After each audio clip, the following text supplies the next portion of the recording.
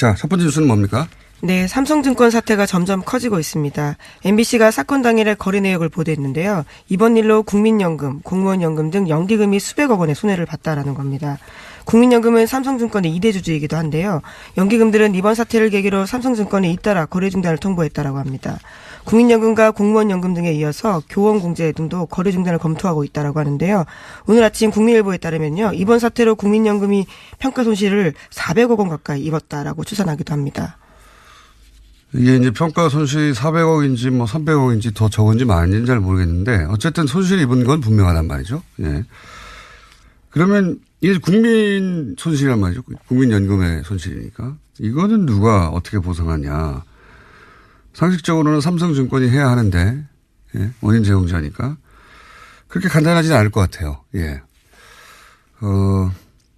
존재하지도 않는 주식으로 입은 손실이기 때문에 이건 보상을 해줘야 될 것 같은데, 예. 평가 손실을 산정해서, 이걸 꼭 받아내야 된다고 봅니다. 네, 주가가 급락할 때는 손절매 개념이 자동으로 매도가 되고요. 오를 때는 신중해야 되기 때문에 오르는 주가를 따라잡지 못해서요.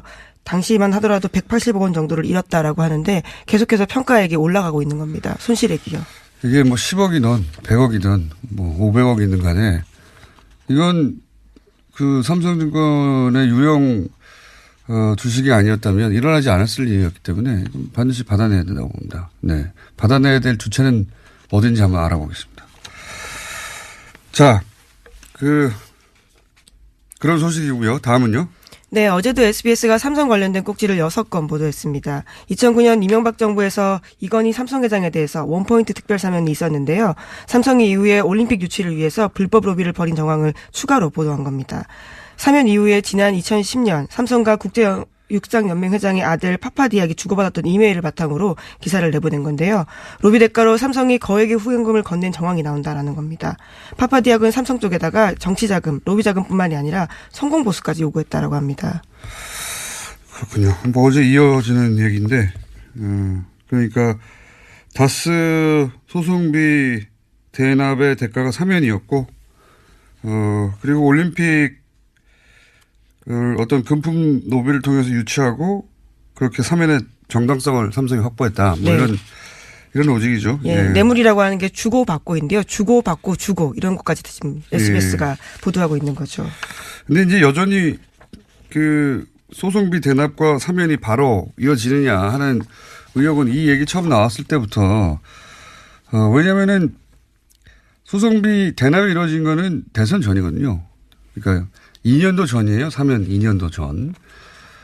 그리고 또 공짜가 없는 MB 스타일로 볼 때 소송비 대납은 이미 정산이 완료된 것이고 사면은 별건이 아니겠는가. 그래서 그런데 이제 소송비 대납이 들키니까 이걸 나중에 사면으로 퉁친 거 더 있을 수 있지 않겠나. 실제 사면과 관련된 어떤 뭐 주고받는 것은 뭐 이건 의혹으로 남아있긴 한데 일단은 드러나는 것은 소송비 대납이 사면 때문에 이루어진 것이라고 얘기를 삼성 측에서 주장했죠. 네, 이학수 부회장이 관련돼서 아예 진술서를 낸 바가 있습니다. 네, 주장을 했기 때문에 여전히 의심은 매우 강하게 남아있지만 일단 그 논리 하에서 이제 이 사안을 구성한 거죠. 사면 소송비 대납하고 사면 받았는데 그게 이제 사회적 비난을 받을 수 있을 것 같으니까 올림픽을 뭐 여러 금품 로비를 통해 유치를 해서 사면 정당성을 확보하고 예, 올림픽 유치는 당연히 할 수 있는 일들인데요. 거기에 이제 불법성이 끼어 있다라는 것들이 SBS가 강조하고 있는 것들입니다. 그렇죠. 금품을 통한 어떤 불법적인 로비 정황에 대한 보도가 쭉 있는 겁니다. 네. 관련해서 어제 삼성이 해명을 했는데요. 불법이나 탈법 로비 없었다라는 건데 2007년 노무현 정부 때도 이명박 정부 때만큼 열심히 유치했다 이렇게 주장하고 있습니다. 하지만 이명박 정부 때는 없었던 특별사면과 또 다스 소송비 대납 같은 연결고리가 있기 때문에요. 더 살펴봐야 한다라는 게 SBS의 추가 주장이기도 합니다. 맞는 얘기죠. 예. 올림픽 유치를 열심히 했다는 자체는 뭐 절대 비난할 수 없는데 이때는 딱 한 사람만 특별히 사면해 줬잖아요. 예. 네, 그때도 원포인트 사면이다라는 말이 있었는데요. 정말 특별 사면이었던 거죠. 예, 단 한 사람만 사면해 준 겁니다.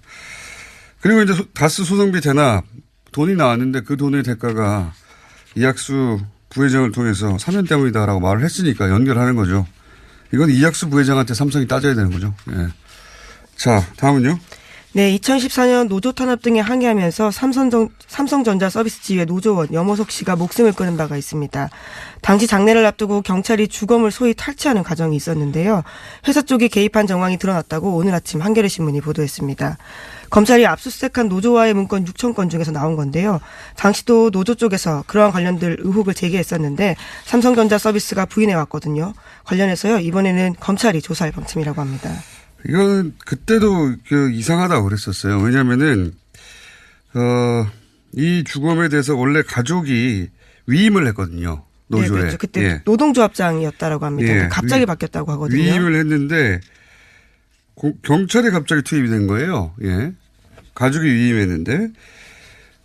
근데 네, 이제 물론, 나중에 알고 예. 보니까 부친. 네네. 예. 부친과 당시 이제 삼성전자 쪽에서 면담해가지고, 그리고, 위로금 액수, 이런 이야기가 지금 이 문건에 나온다는 거지 않습니까? 네, 아주 구체적인 내용들이 다 나온다라고 합니다. 네, 당시 부친이 마음을 바꿨다 하는 내용도 나중에 알려지긴 했는데, 그래도 여전히 이상한 게, 가족이 위임했다가 가족의 마음을 바꾸면 노조에 요청하면 되지 않습니까? 그런데 그거 없이 경찰이 250명이 들어와가지고 주검을 가져갔어요. 탈취해 갔어요. 반대하는데. 어머니도 반대하고. 네, 고인의 유서에서는요, 노조 탄압에 대한 절절한 호소를 남겨두면서 지회에 좋은 결과가 나올 때까지 장례를 치러달라라는 이야기까지 있었는데요. 그것들을 지키지 못하게 한 겁니다. 그러니까요. 이게 이제, 그때도 이게 말이 안 된다고, 예. 아니, 가족이 위임했는데 가족이 마음을 바꾸면 노조에 시신을 양도해달라고 요청하면 될 걸 왜 경찰이 지금 투입됐냐. 말이 안 된다고 했었죠. 근데 지금 최근에 밝혀진 것은 이제 삼성전자 노조, 예, 파괴 문건, 그 중에 이런 내용이 있다는 거죠. 예, 삼성전자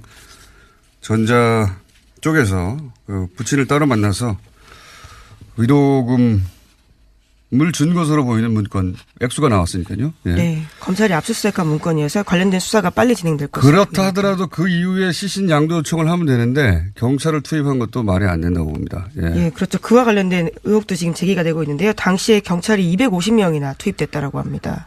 그때도 삼성이 뒤에 있다는 주장은 있었어요. 근데 뭐 증거가 없으니까 주장으로 허공에 떠돌다가 사라졌는데 지금은 이제 앞뒤가 나온 거죠. 거의.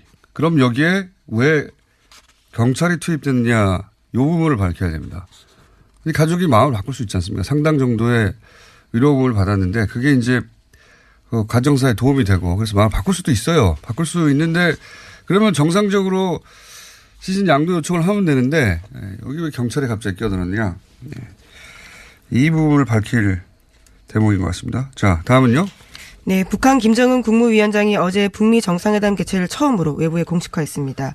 북한 매체들이 밝힌 바인데요. 도널드 트럼프 미국 대통령이 북미 정상회담 개최를 공식화한 것과 맞물려 돌아가는 상황입니다. 그간의 북미 정상회담에 대해서 침묵을 지켰던 김 위원장도 보조를 맞춘 것으로 보이는데요.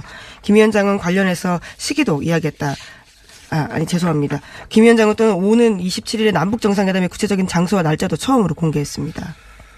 그렇군요. 북한에서는 그 북미회담에 대해서는 얘기를 안 하고 있었어요. 예, 우리는 다 알고 있었는데. 그리고 27일 날 그 남북회담 하는 것도 북한에서는 보도하지 않고 있었고, 예, 구체화된 다음에 이제 북한 주민들에게 알릴 심산이었던 거죠, 보니까.